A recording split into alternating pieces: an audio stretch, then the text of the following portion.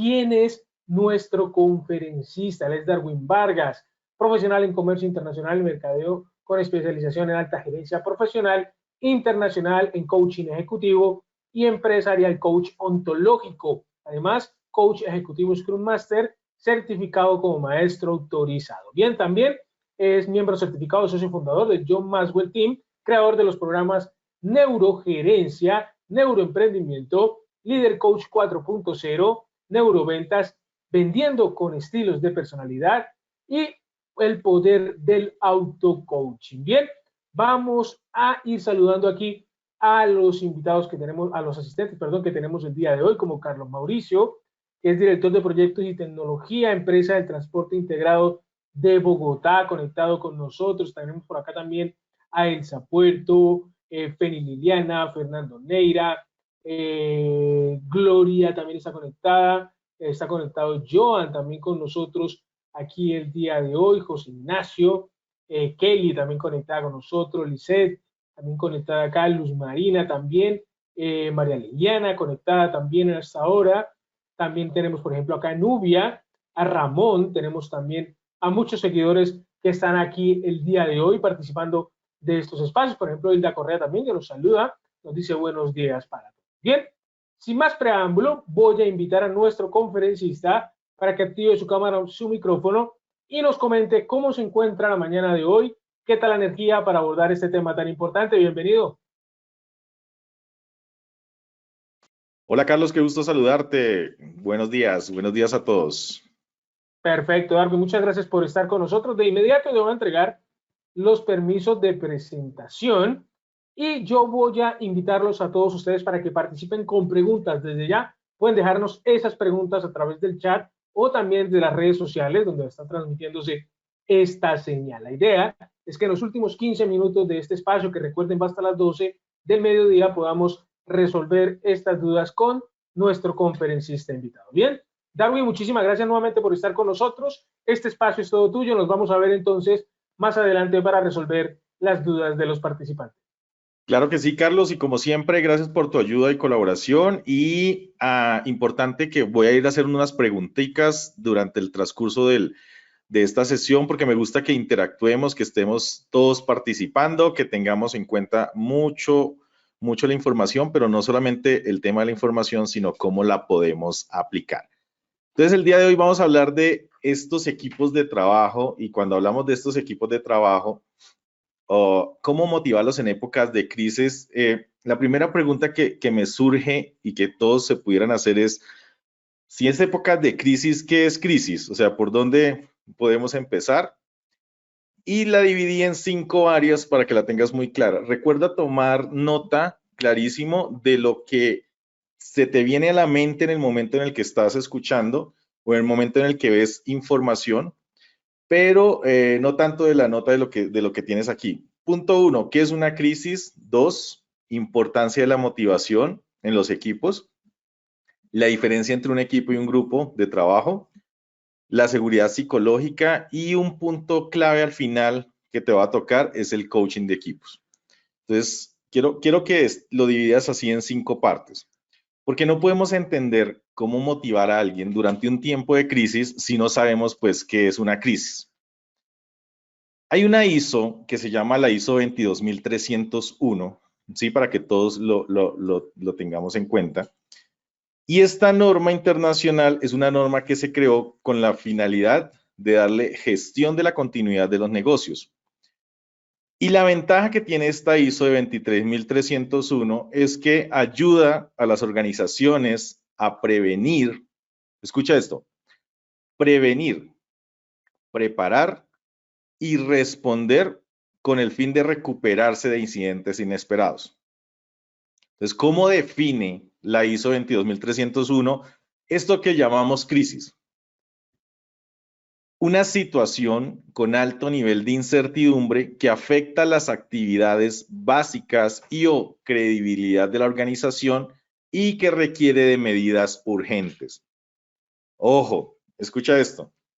Situación de alto nivel de incertidumbre que afecta las actividades básicas y o credibilidad de la organización y requiere medidas urgentes.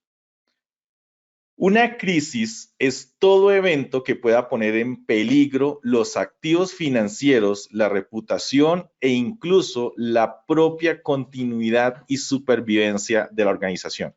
Entonces, pregúntate lo siguiente, pregúntate esto.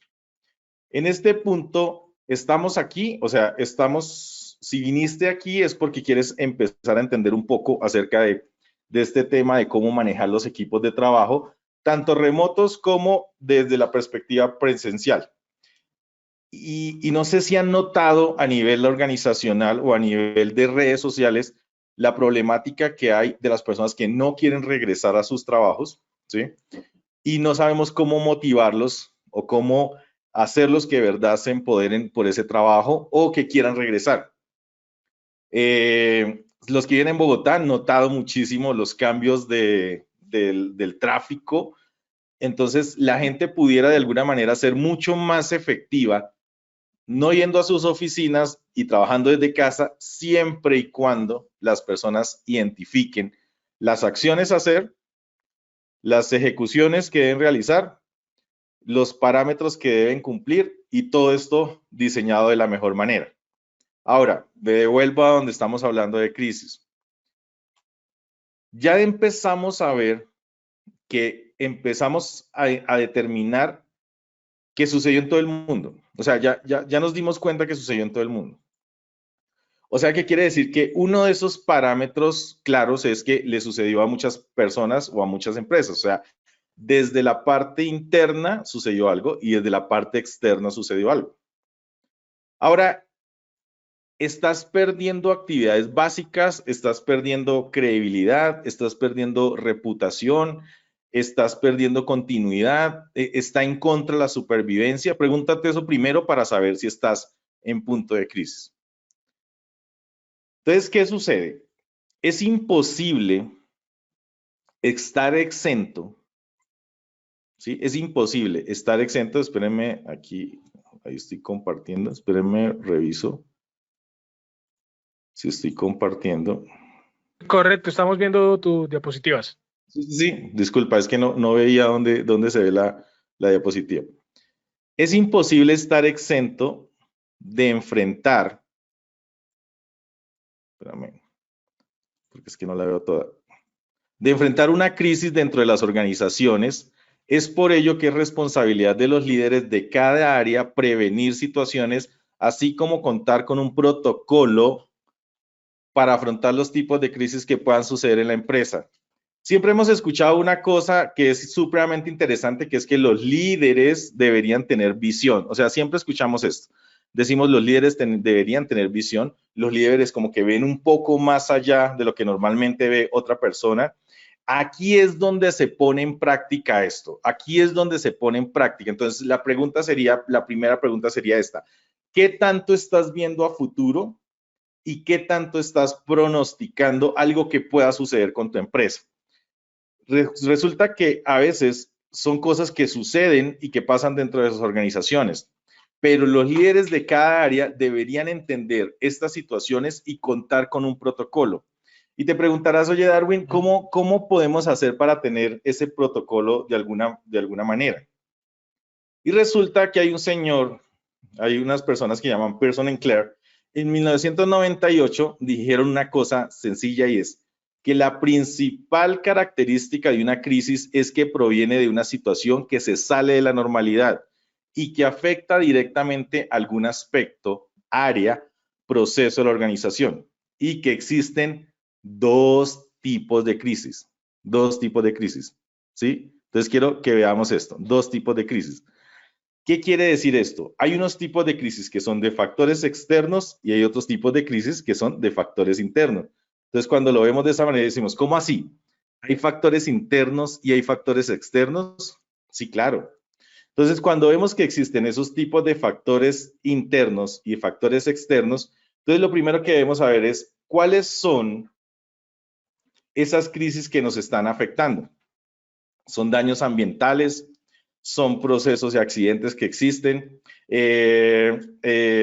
Podemos ver que existe falta de compromiso, ataques informativos, pérdida de información, rumores, pérdida de la marca, defectos de productos, errores, deficiencias, inseguridades, extorsiones externas, problemas que cuando ustedes, si son administradores, les enseñan a manejar una matriz que se llama la matriz DOFA, y los que no, pues la hemos aprendido durante un tiempo, y hemos aprendido clarísimamente una cosa, y es que hay unas debilidades y unas fortalezas que son internas, y unas amenazas y unas oportunidades que son de tipo externo. Entonces, cuando yo encuentro esto y digo, ok, la tienes clara, o sea, tienes esta información y has identificado esos tipos de crisis y has identificado qué es lo que sucede dentro del mercado a nivel hacia afuera, o qué es lo que está sucediendo de alguna manera hacia adentro de la organización. Y aquí es donde entra una cosa que es muy importante, pero muy importante. Casi que te puedo decir que debemos tener un comité de crisis. Comité de crisis. Entonces, primera pregunta interesante que le podemos hacer a ustedes es, ¿tienes comité de crisis? A ver, preguntémosle, Carlos, a las personas, ¿tienes comité de crisis? A ver si las personas, ¿qué nos dicen? A ver.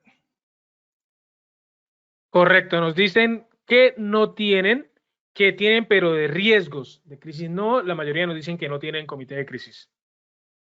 Ok, perfecto. Entonces, ¿ahí qué sucede? Que es importante que podamos tener ese punto claro del comité de crisis. Y es, voy a compartir, espérenme, no sé por qué tengo.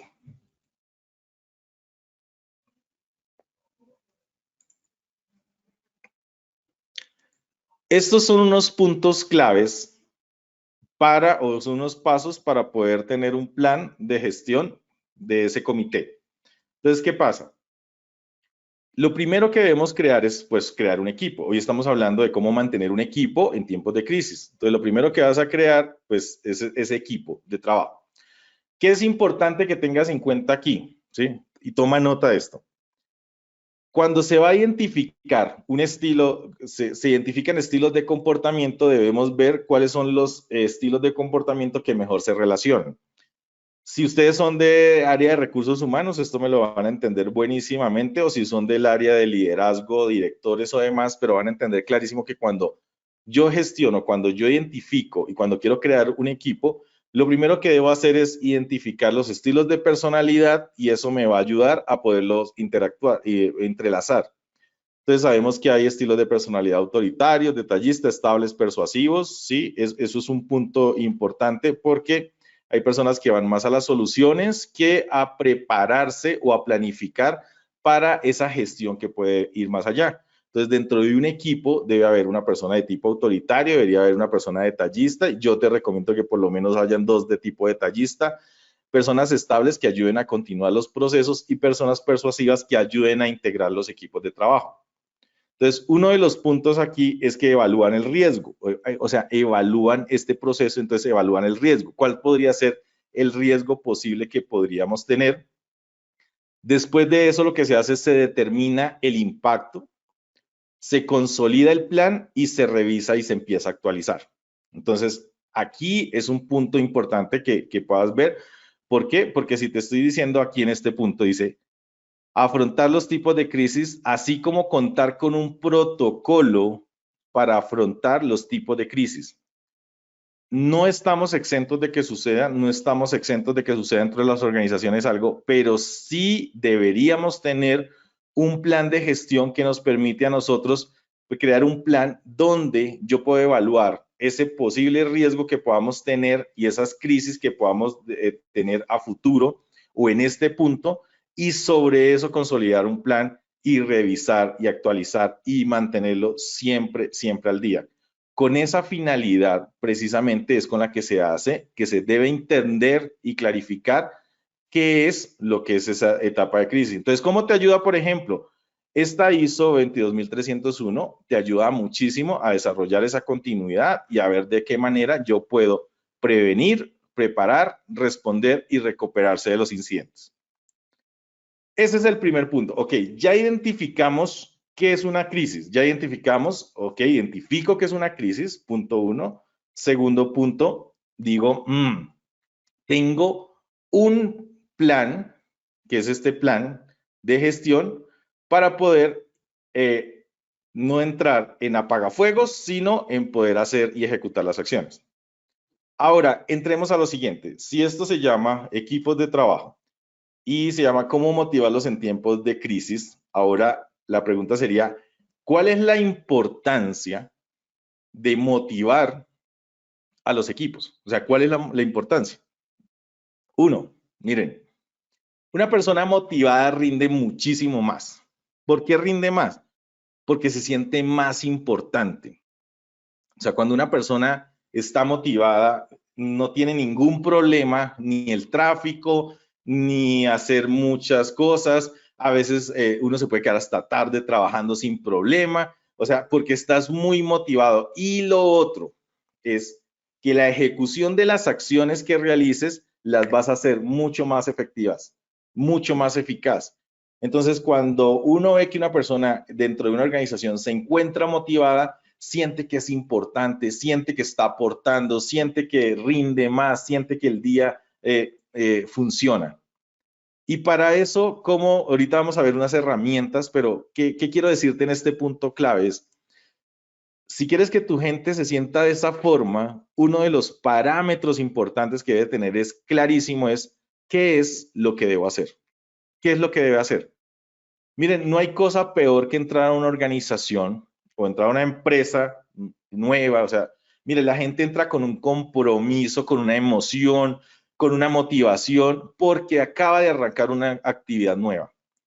Pero si no sabe qué es lo que debe ejecutar día a día, acción por acción, seguimiento, o sea, no sabe cómo lo vas a evaluar ni darle seguimiento, pues va a costar muchísimo trabajo.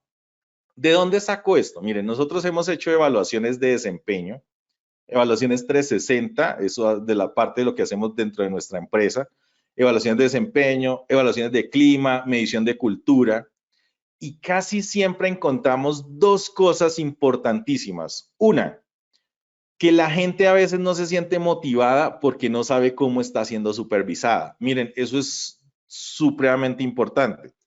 Tú eres mi jefe y resulta que no me dices cómo es que me vas a supervisar, pero al final del mes me preguntas cómo te fue.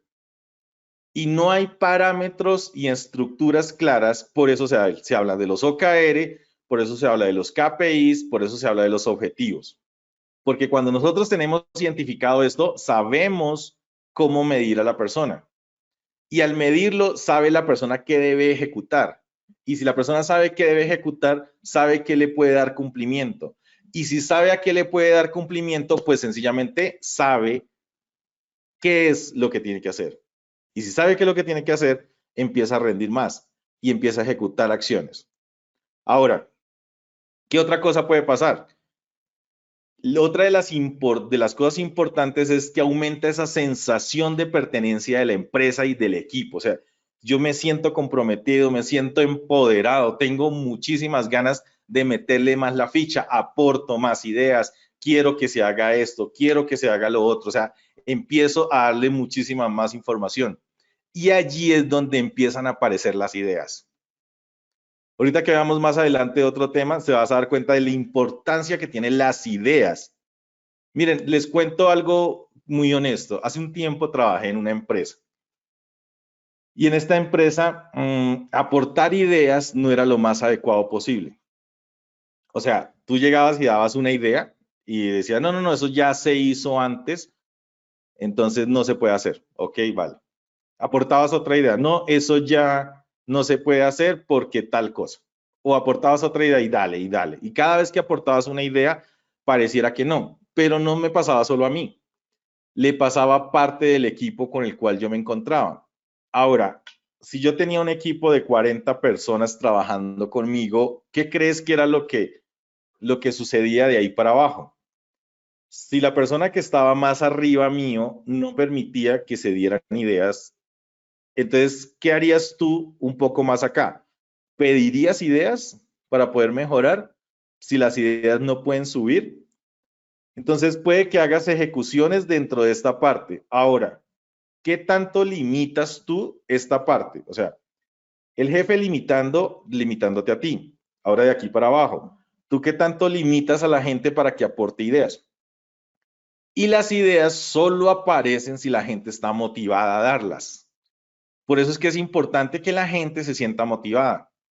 Las ideas aparecen fácilmente. Cada persona del equipo recibe crecimiento, reconocimiento personal y reconocimiento profesional, que eso es algo que no podemos descuidar a nivel organizacional. Sabemos que las personas, escucha esto, escribe esto, deben tener un equilibrio entre la parte personal y la parte profesional, y eso ya lo entendimos, lo vivimos. Durante estos 2 años que han pasado lo entendimos muchísimo más.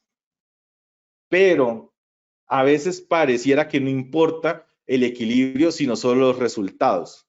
Entonces, cuando hay un equilibrio, la persona entiende que tú lo entiendes, se apropia más y se siente motivado. Pero ahora, ¿qué pasa si todos los equipos y toda la gente está motivada? Pues adivina qué sucede. Pues toda la empresa empieza a ser más competitiva porque todo el mundo está más entregado, porque da un poco más, porque da la milla extra y no esperan a que el semáforo esté todo en verde, sino que si hay problemas, tranquilo, damos ideas, lo solucionamos y empezamos. Esto ayuda a que la empresa mejore su imagen y al mejorar su imagen, pues empieza a tener más retención de la gente, de ese capital humano que es el que queremos tener. Y eso va a hacer que tu empresa empiece a traer nuevos talentos. Pero aquí la pregunta que te podría hacer es esta. ¿Quieres que se atraigan nuevos talentos o no quieres que se atraigan nuevos talentos? Si mi empresa es comercial, por ejemplo, por decirlo de alguna manera, digamos que soy un banco, por decirlo así, y estoy en el área comercial. Yo quisiera que la gente supiera que en este negocio donde estamos, la gente se siente motivada, se siente empoderada y por ende empieza a llegar gente que aprende, que comparte y que aún más hace que se den los resultados. Entonces, cuando eso sucede, empezamos a traer nueva gente. Dicen, miren, ustedes, estoy absolutamente seguro porque yo lo hacía, porque muchos lo han hecho conmigo. En muchas ocasiones lo que decían era, oye, buenísimo trabajar en esta empresa. Y por eso es que se hacen los escalones, donde se escalona cada punto para saber dónde está tu empresa a nivel de qué tanto les gusta a las personas trabajar contigo en tu empresa. Entonces, eso es parte de la importancia de la motivación. Ahora, estos son algunas herramientas. Por ejemplo, detectar deficiencias formativas. Te cuento un caso personal. Miren, en cierta empresa alguna vez trabajé y yo cuando ingresé como director comercial. Y yo le pregunté, oye, ¿qué hace un director comercial en esta empresa? Y dice, pues lo que hacen los directores comerciales de las empresas. Y yo, ok, ¿tienes un manual de director comercial? Me dijo, no. Y te cuento que es una empresa buena, o sea, grande, súper, la pasé buenísimo allí, pero no tenía eso al comienzo. ¿Qué sucedió? Yo les dije a la empresa, oye, ven, ¿qué les parece si organizamos, por si de pronto yo me fuera o alguien más del mismo cargo no está, que pueda entender claramente, y allí fue donde empecé a aprender con el tiempo, claramente un manual de ventas, un manual de director, un manual, o sea, que cada una de estas áreas tuviera su manual. Hay personas que cuando tú identificas su estilo de personalidad y son de tipo autoritarias, estas personas en muchas ocasiones lo que quieren es lograr resultados más rápido. Entonces entran a una empresa y quieren obtener resultados más rápido. Pero con un manual tú le ayudas muchísimo. Ahora, ¿qué pasa? Si no hay formación dentro de la empresa, si no hay formación, entonces no va a entender qué hacer, cuál es el procedimiento y ahí el onboarding pues va a ser supremamente complicado. Entonces, otro punto, fomentar el aporte de nuevas ideas, oportunidades de negocio, nuevos productos, entre más. Miren, la gente sabe, la gente habla con la gente. O sea, si eres director, si eres gestor financiero, si eres director de ventas, si eres gerente de operaciones, la gente entiende y dice, ok, esto lo podríamos hacer más rápido si lo hiciéramos así. Esto lo podríamos hacer más eficiente si pudiera ser así. Y ustedes saben de muchos casos de empresas que han tenido en su nómina gente súper creativa, pero no han podido. no han podido evolucionar ahí, porque no tienen, por ejemplo, eso que dice allí, que dice crear una matriz de talentos. Si no tienes una matriz de talentos, pues no has podido identificar cuáles son las competencias tanto básicas de la persona dentro de la organización, las competencias transversales que pudiera tener y las competencias del equipo. O sea, todo esto tienes que tenerlo muy claro. Pero, ¿qué hago? Combino esto con los resultados, que son los objetivos que están definidos en los perfiles, en los cargos y en las actividades que desarrollar. Ok, cuando yo combino todo esto, creo una matriz de talentos y esa matriz de talentos me permite a mí ubicar a la persona en tal lugar y con eso hago algo que dice aquí, programas individuales de entrenamiento y formación.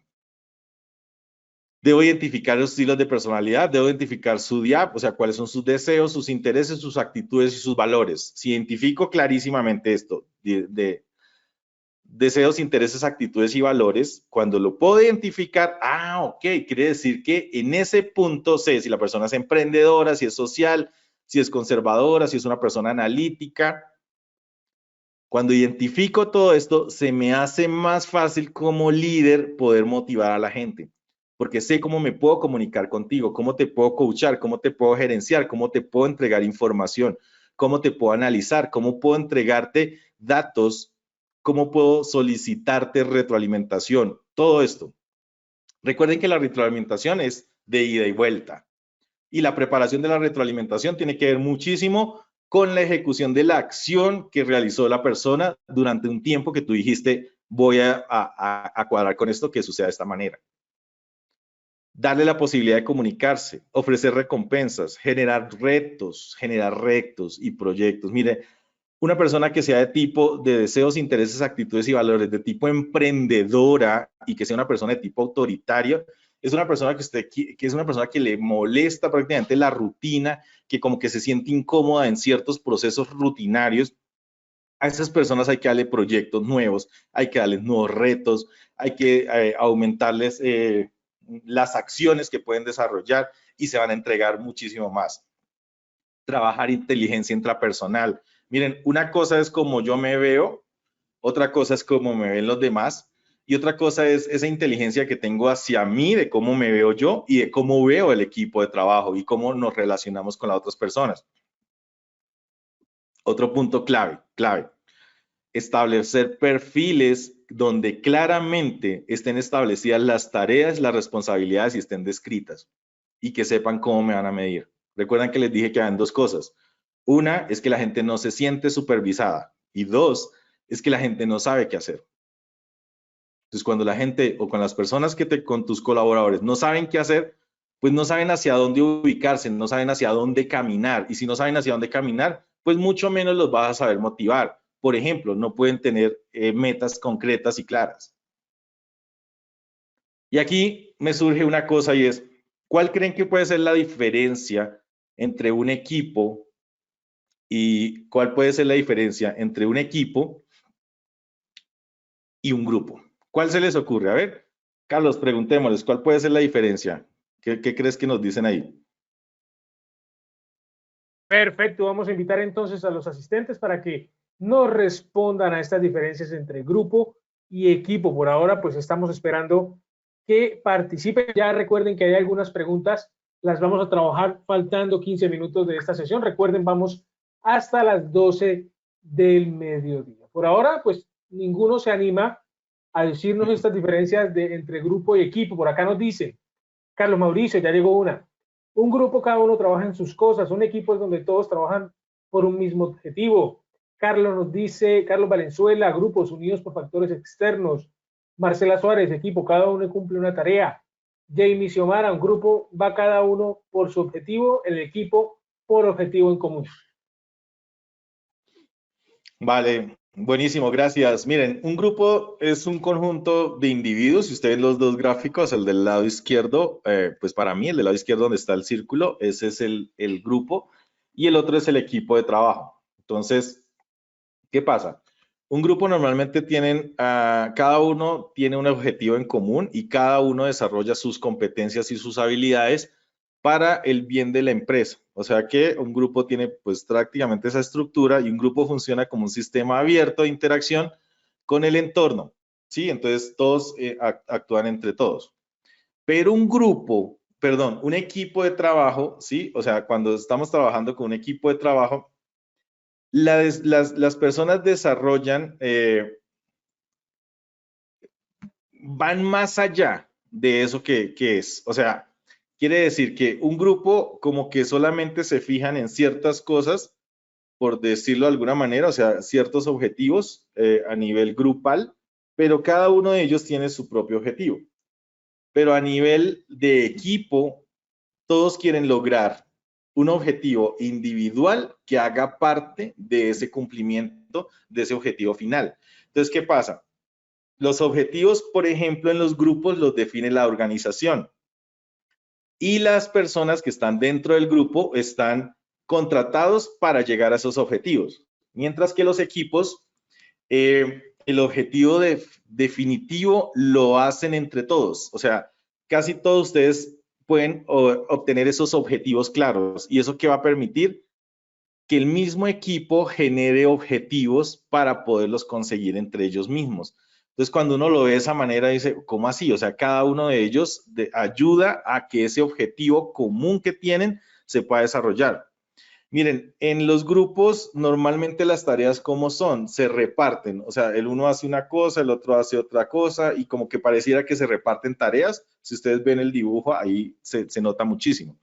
O las tareas en el equipo se reparten, pero se flexibilizan o se intercambian.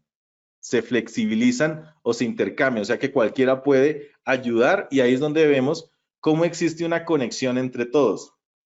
Ahora, en un grupo, normalmente lo que se busca es que las relaciones haya cumplimiento de las normas que se exigen dentro de la empresa. Pero en un equipo lo que se busca es que se basen en la confianza y lo que se busca en el equipo es que se logren esos resultados colectivos y que exista un buen clima. Esas vendrían siendo como las diferencias más claras, por decirlo así de alguna manera. Entonces, cuando ya identificamos esto y decimos, ok, ¿cuál es la diferencia entre un equipo? ¿Cuál es la diferencia entre un grupo y un equipo?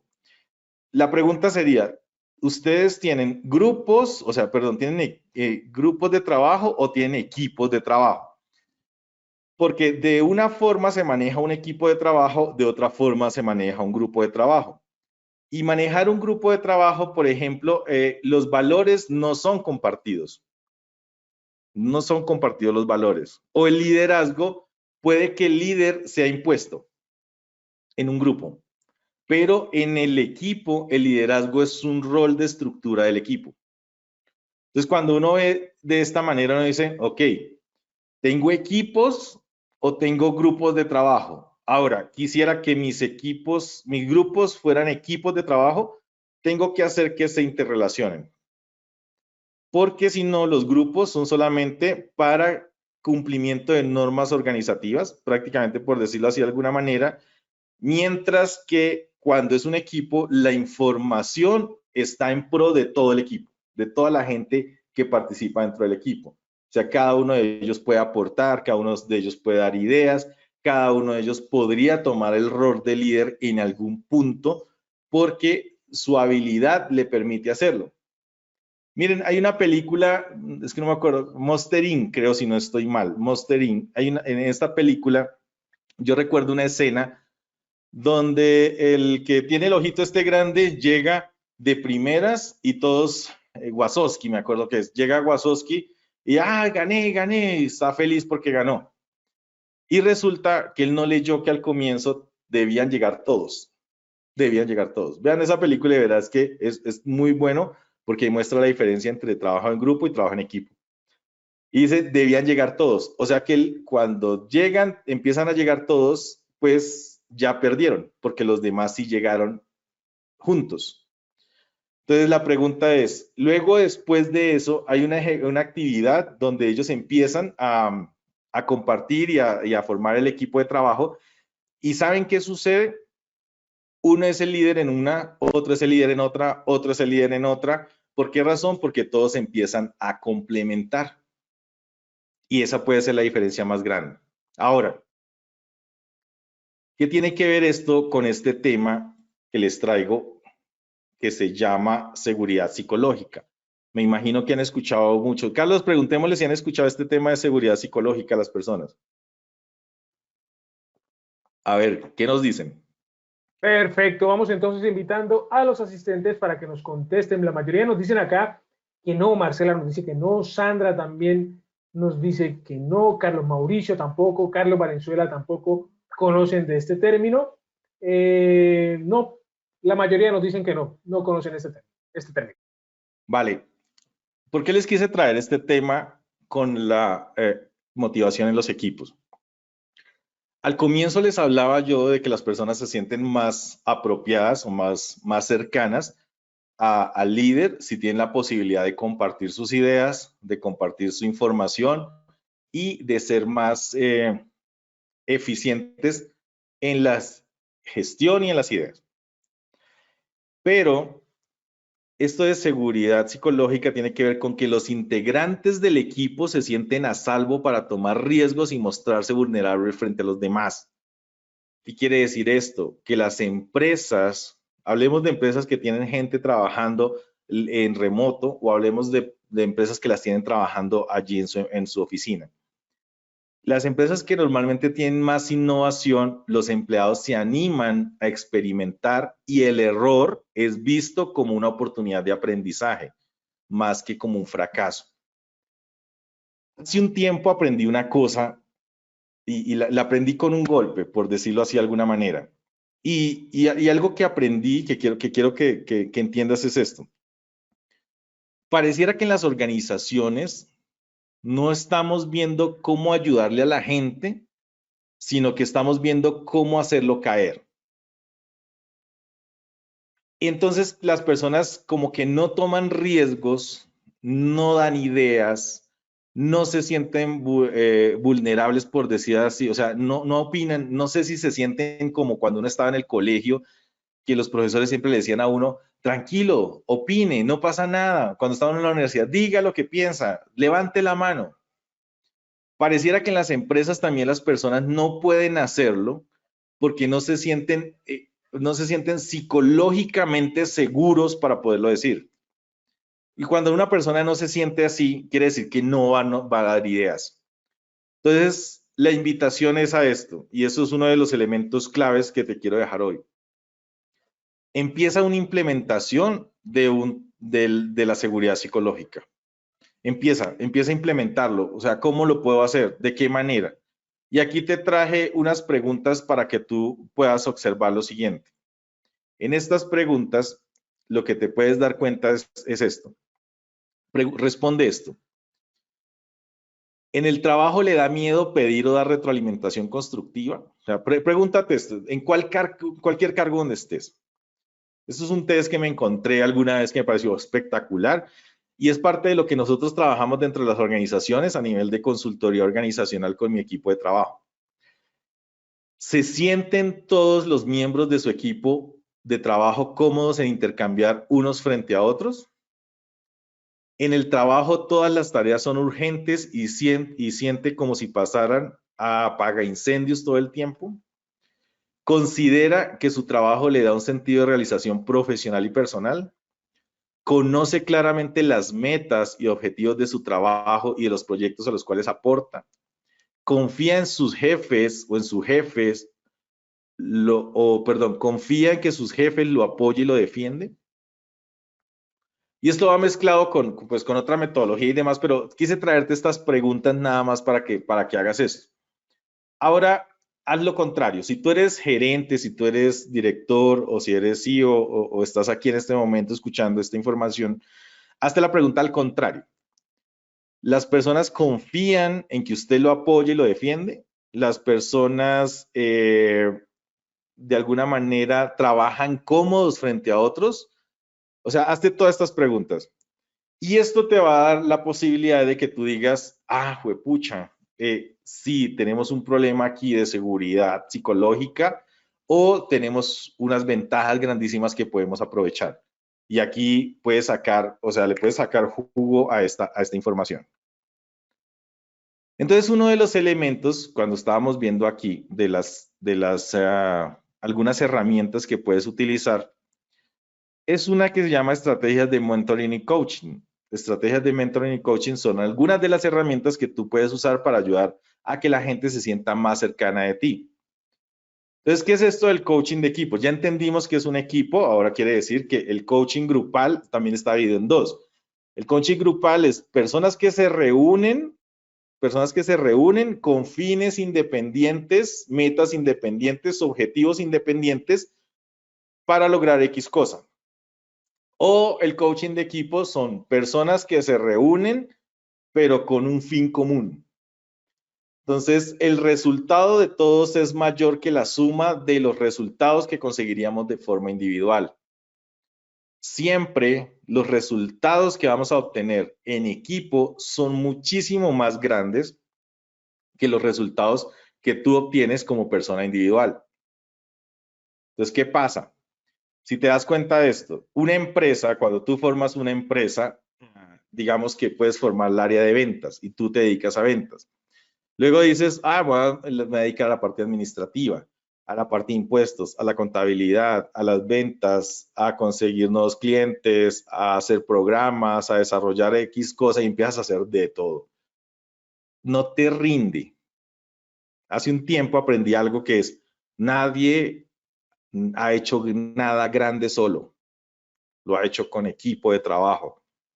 Así que por eso es que las empresas empiezan a crecer. Está el área contable, está el área de comercio exterior, está el área financiera, está el área de ventas, están todas las áreas. Entonces el coaching de equipos es fundamental para que los engranajes de todas estas áreas de la empresa funcionen de forma sincrónica y orientados a una consecución de un fin común. Entonces, ¿qué es lo que hace el coaching de equipos aquí para que lo entiendas? Consigue que el equipo sea más consciente de sí mismo, de que de alguna manera cada acción que genere, cada acción que desarrolle, haga que sea mucho más eficiente el futuro que se ha planeado dentro de la organización. Cuando lo vemos así, nos damos cuenta de que funcionan los equipos de trabajo. ¿Cómo funciona? Primer punto, lo primero que se hace es crear mayor conciencia. Segundo punto, el equipo da más opciones. Tercer punto, se escogen las mejores elecciones. Y como punto final, pues se mejoran los resultados. Pero para yo mantener un equipo motivado, para yo mantenerlo activo dentro de estos tiempos que están sucediendo, debo tener claros los objetivos, debo tener claro que la gente puede expresarse, debo tener claro cuáles son sus perfiles, debo identificar cuáles son sus estilos de comportamiento y personalidades, debo identificar cuáles son sus deseos, sus intereses, sus actitudes y sus valores, debo identificar si tengo dentro de mi organización una seguridad psicológica que le permite a la gente interactuar entre ellos, comprometerse, entregar información, dar un poco más sin que yo los castigue.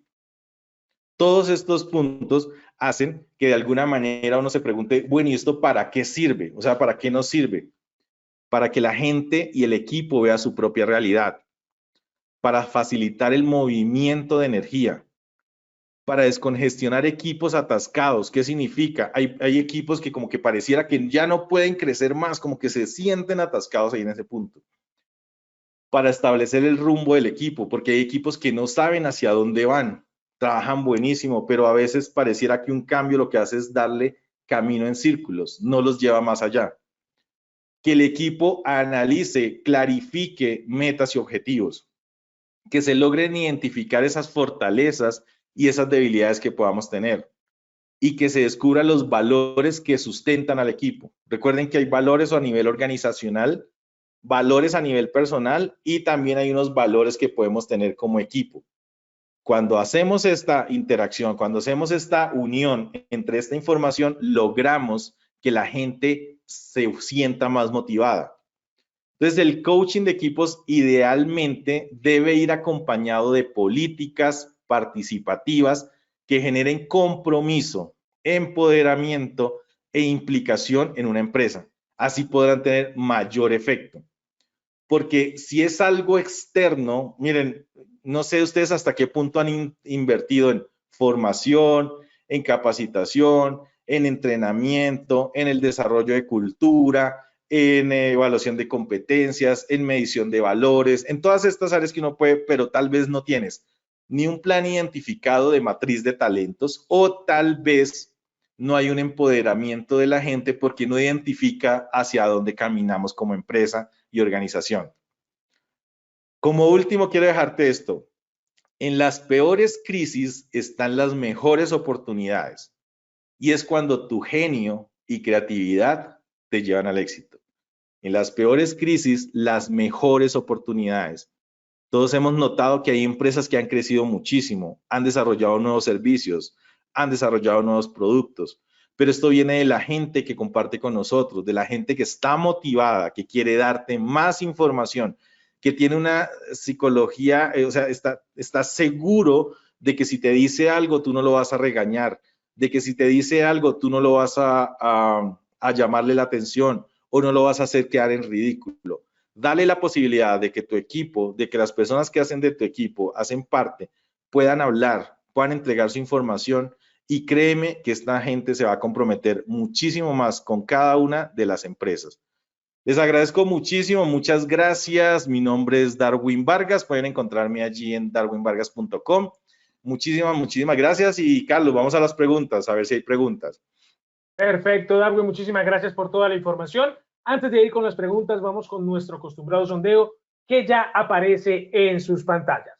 ¿Se desarrolló con claridad la sesión de hoy? ¿Sí o no? Los invitamos rápidamente que participen de este sondeo, pues es la forma que nosotros tenemos para evaluar a los conferencistas. Recuerden que siempre procuramos traer a los mejores profesionales junto a los temas de actualidad, esos temas de interés que ustedes quieren empezar a aplicar en sus empresas, en sus negocios o en futuros emprendimientos. Bien, entonces vamos avanzando con el sondeo para ir con unas preguntas que ya tenemos en nuestro chat para nuestro conferencista. Recuerden también que las preguntas también las va a estar leyendo Joey Silva, quien está ahí detrás de cámaras apoyándonos con recopilar estas preguntas por parte de ustedes. Bien, vamos a esperar unos segundos más y vamos con las preguntas que ya tenemos preparadas aquí para nuestro conferencista.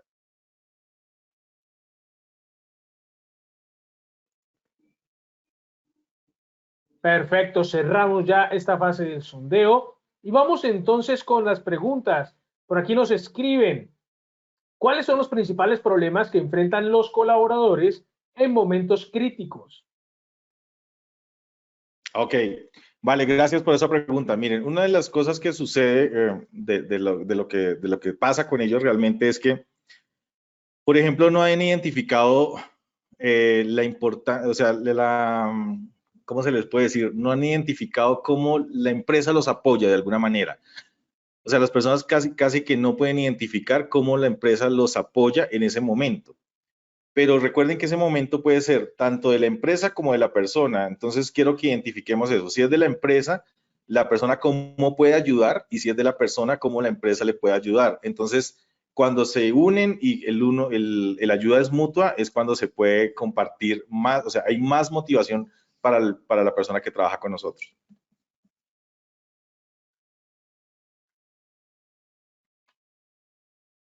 Muy buenos días, Darwin, ¿cómo está? Con Hola, yo, ¿cómo el están? equipo de la Team Pyme. ¿Se cayó Carlos, sería? Sí, deben estar haciendo un ajuste técnico. Mientras tanto, vayamos con otra pregunta de la audiencia. Claro que sí. Sí, Hilda Correa dice que es un gran problema, personas muy valiosas que definitivamente no quieren volver a la oficina, pero al momento de valorar vemos que no están rindiendo como lo hacían desde la oficina. Tienen muchas distracciones en casa y ya hemos hecho de todo y no sabemos qué más hacer. Definitivamente necesitamos ideas. Ok, vale, gracias. No, mira, lo que yo les estaba diciendo durante el tiempo que duró la conferencia, y si quieres repítetela una partecita de atrás, pero es muy importante esto. La persona debe identificar cuál es su perfil, cuáles son sus acciones, cuáles son los objetivos, y debe ser clarísima la forma como se le entrega a la persona el seguimiento, la supervisión y el feedback. entendemos claramente que hay distracciones dentro de las empresas, dentro de las casas y que tal vez creemos que dentro de la organización no las hay. Pero, por ejemplo, las redes sociales lo van a distraer en la empresa y lo van a distraer en la casa.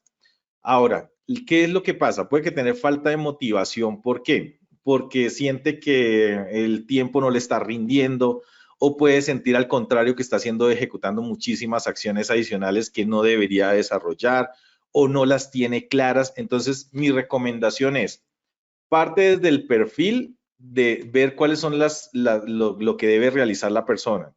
Luego mídelo y busca la forma de medirlo, por OKRs, por KPIs, o sea, por objetivos, cómo lo puedes lograr. Y si no rinde, busca la forma de meterlo e incluirlo en nuevos proyectos. Si tampoco rinde, pues ya tú debes tomar decisiones y con las personas hay que tomar decisiones rápidamente para que no afecten a los demás, ¿vale? No sé si tienes otra pregunta. Sí, Darwin, muchas gracias. También tenemos otra pregunta, dice Angélica Asmar. Me parece complicado hacer un proceso de capacitación individualizado cuando tienes grupos de más de 1000 personas. ¿Cómo sugieres hacerlo para equipos grandes? Vale, yo les sugiero que lo haga por estilos de comportamiento y por cargos, por áreas. Por ejemplo, si eres ¿cómo se llama? Un call center, un ejemplo por decirlo de alguna manera, y tienes 100 personas en un cargo, los planes individuales se pueden hacer por cargo. Pero sí que te recomiendo que busques la manera de tener un software. Nosotros, digamos, lo trabajamos con un software donde nos permite identificar cuáles son los elementos claves de ciertas áreas para poder tener claro qué áreas se empiezan a trabajar. Y entonces, ese plan individual de capacitación y de formación, lo que va a pasar es que se haga de forma independiente por grupos de trabajo, perdón, por equipos de trabajo. Y dentro del equipo de trabajo, tú puedes detectar qué personas necesitan más profundización en ciertas áreas y eso te va a ayudar a desarrollar mucho mejor ese plan de capacitación. Tenemos otra pregunta, Darwin, de Luis Felipe Incapié. Cuando estamos empezando, ¿se podría decir que empezamos con un grupo y después lo convertimos en equipo? Sí, la verdad sí. Yo tengo un amigo que es un coach súper de negocios y él, una vez estábamos haciendo la comparación y hacíamos la comparación entre los SEAL y hacíamos la comparación con los Avengers, por decirlo así de alguna manera. Los Avengers empezaron siendo de a poquitos, pero cada uno de ellos tenía una habilidad, entonces se formó como grupo y cada uno de ellos quería hacer las cosas a su manera. Luego lo que nos pusimos a ver era, ok, ven, estos SEAL trabajan en equipo, buenísimos porque todos tienen un fin común, un proyecto común y quieren darle solución y cada uno de ellos trabaja en sus habilidades de forma y grupal con el fin de poder tener un equipo. Entonces sí, toda la razón tienes. Al comienzo puede parecer que empezamos siendo un grupo y como que estamos dispersos y que cada uno tiene una habilidad, pero cuando nos integramos como equipo hacemos que las cosas sucedan. Así es. Gracias, Darwin. Vamos con otra pregunta. La audiencia está muy interesada en todo lo que nos está comentando sobre estos equipos de trabajo tan importantes para el crecimiento de las empresas. Dice Jairo Camargo, ¿cómo integrar al equipo a empleados de medio tiempo?